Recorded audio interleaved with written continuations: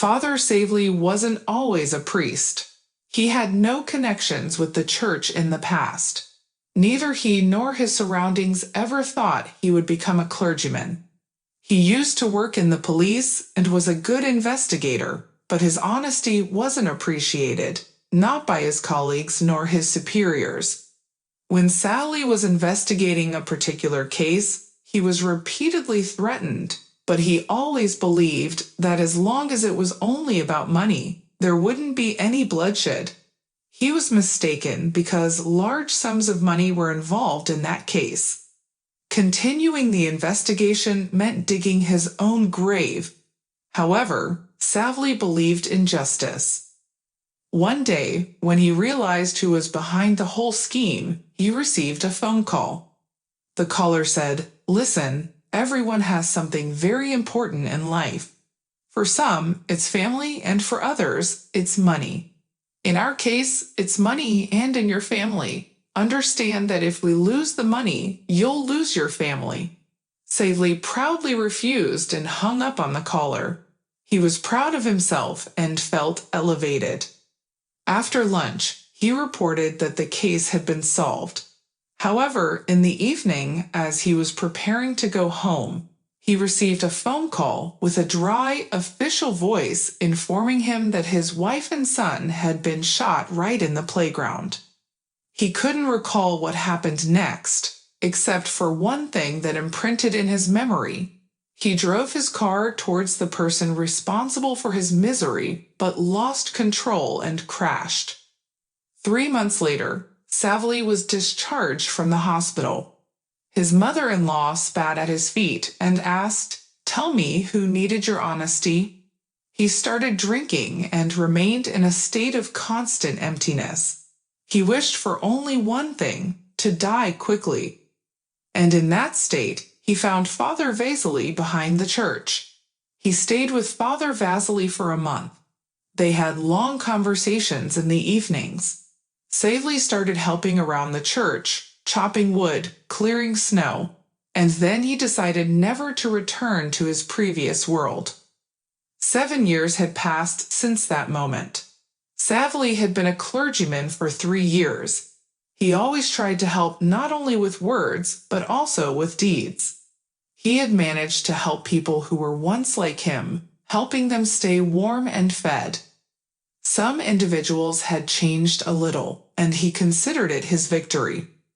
Father Savely and the other people gathered. They would approach in 10 minutes. "Can't we make it faster?" He looked in surprise at the woman. She turned out to be the mother of the young man being buried today. No, she was too young to be his mother. So it must be his stepmother and children. "I'll be soon." Clearly, this lady, diligently wiping her eyes with a handkerchief, was trying to force out at least one tear. She was in a hurry, and that was strange. Where was the boy's father? Apparently, the family was not poor. Savely knew very well that it was not his business. His duty was to perform the rites and prepare the boy's soul, while everything else was worldly matters. But he couldn't calm down for some reason. He approached the people, who were numerous in the church, mostly young people. He stood behind them, so no one would notice him. There was a young girl sitting by the casket, probably the deceased boy's fiancé or friend. But there was someone whose face couldn't be seen. She wasn't just suffering, she was in some kind of trance. 2 tearful friends supported her. Savely looked around for the lady who had rushed him. She stood next to a young man who possessively held her waist. She glared at her watch with anger. Damn it, she even brought her lover here. Well, that's how it goes. It's obvious to a fool that Pasha didn't die for no reason. Do you know something? Yes, if only, but when his father died, the will stated that this expletive was the guardian only until Pasha got married. What do you think? You died 2 weeks before the wedding. The young people, standing right in front of him, were talking. Savely tensed, but then remembered that he hadn't been an investigator for a long time. His job was to help souls find peace. I will help the soul of this boy too.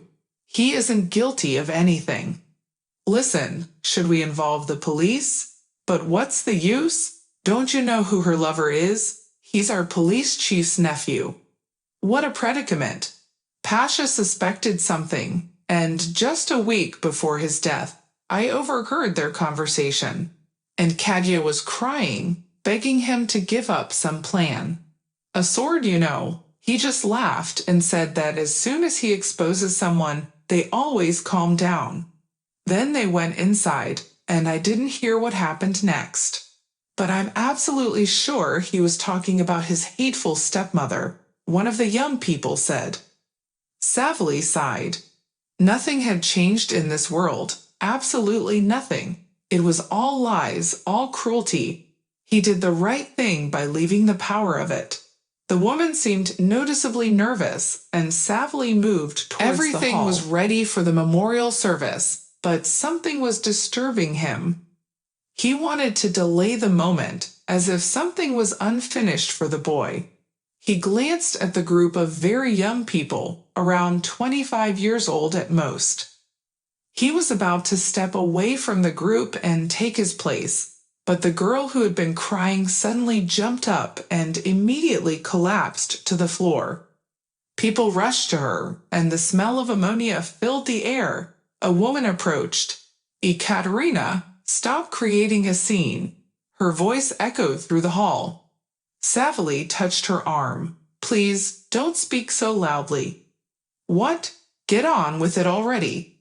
How long can you drag this out? Excuse me, but if the funeral is causing some disturbance, it means that the person's soul hasn't completed its affairs in this world. What nonsense are you talking about? What soul? Don't spew this heresy at me. Get on with it, the woman said again. They helped the girl back onto the table, positioning her.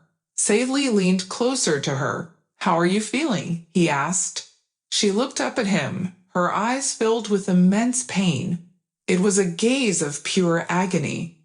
She silently lowered her eyes, and Savely finally made up his mind to proceed. The funeral service continued in its usual order. At one point, when it was required, he approached the coffin, leaned in slightly, and suddenly fell silent. He remained silent for a whole minute, still leaning. The girl, with a look of surprise and hope, stared at him as if expecting him to say that it was all a mistake, that Pasha was alive. What was the matter? The shrill voice of Pasha's stepmother reverberated once again under the vaulted ceilings, and Kaja kept looking at the priest. How she longed for happiness, how she loved Pasha. How difficult it was for her when they first met. Pasha's father was already ill. All the doctors gave different prognoses. Some promised 3 years, others 1. He lived for 1.5, and then Kaja realized, though she had suspected it before, that money doesn't rule this world. Pasha's father had a lot of it, but it didn't help him at all. After Pasha's father's funeral, Pasha said, "We need to get married urgently." She was so surprised. "Pasha, it hasn't been long since your father's death." He looked at her and said, "That's exactly what my father asked of me on his deathbed. He said it was the only way for me to be safe."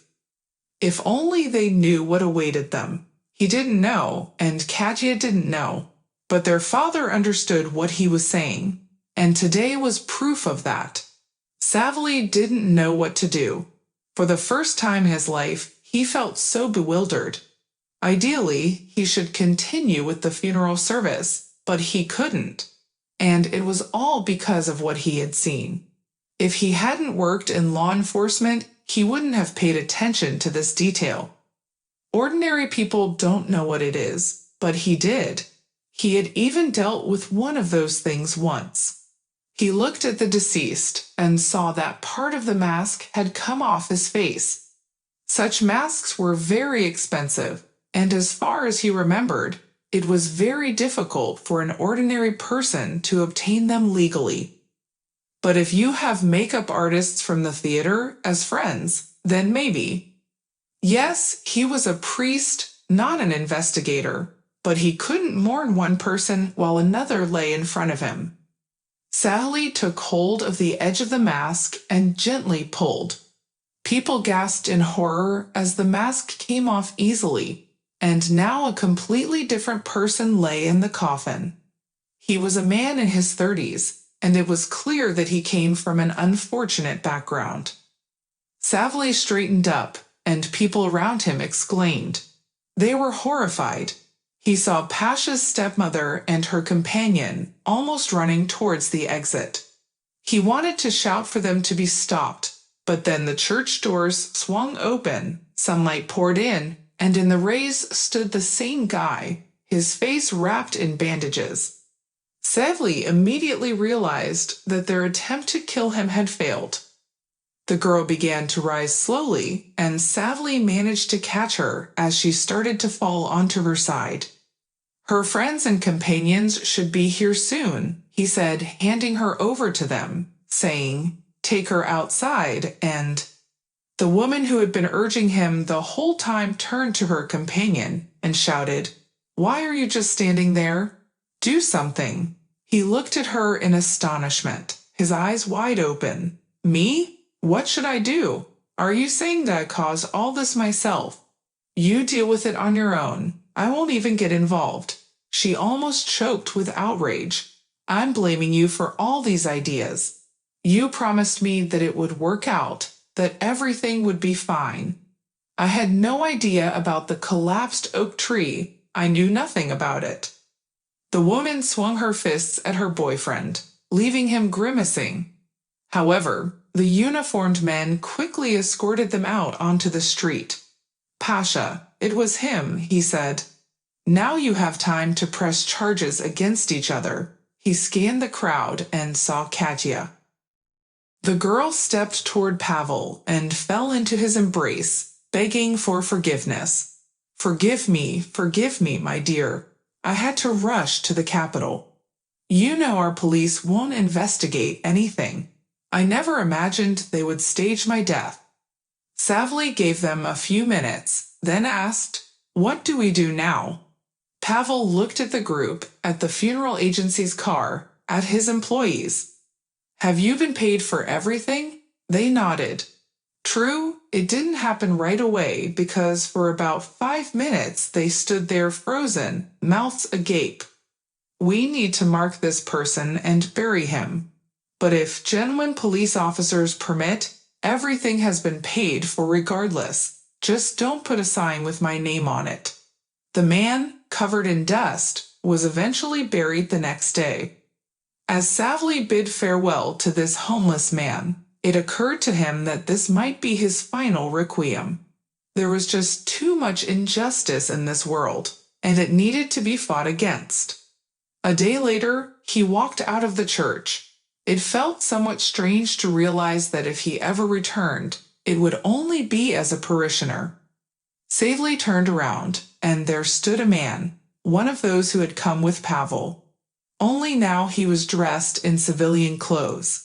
He had seemed familiar to him back then, and now Savely remembered Sergei. "If I'm not mistaken, that's correct. You were once my mentor. We should talk. What's the matter?" "The matter is that the police in your city will be practically disbanded, and we need people to take on leadership positions, people who won't give up and won't break. I know everything that has happened to you, and I offer my sincere condolences.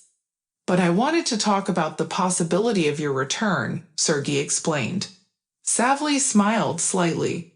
"There's a decent cafe nearby.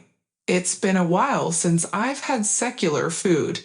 So what's the matter? Shall we go, Sergei?" He smiled and walked along.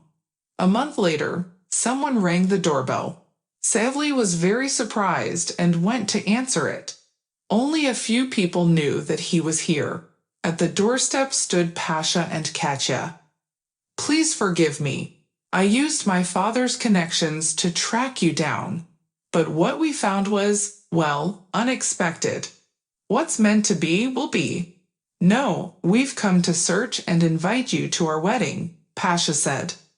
Savily smiled. Well, so many events that he simply couldn't keep up with everything. Katya frowned. Just don't tell me you won't come. I won't say that, I will come. Someone has to bless you after all, Savely replied. If you enjoyed the story, please support me with a thumbs up. And to stay updated on new interesting stories, press the notification bell when you subscribe. Best wishes to all.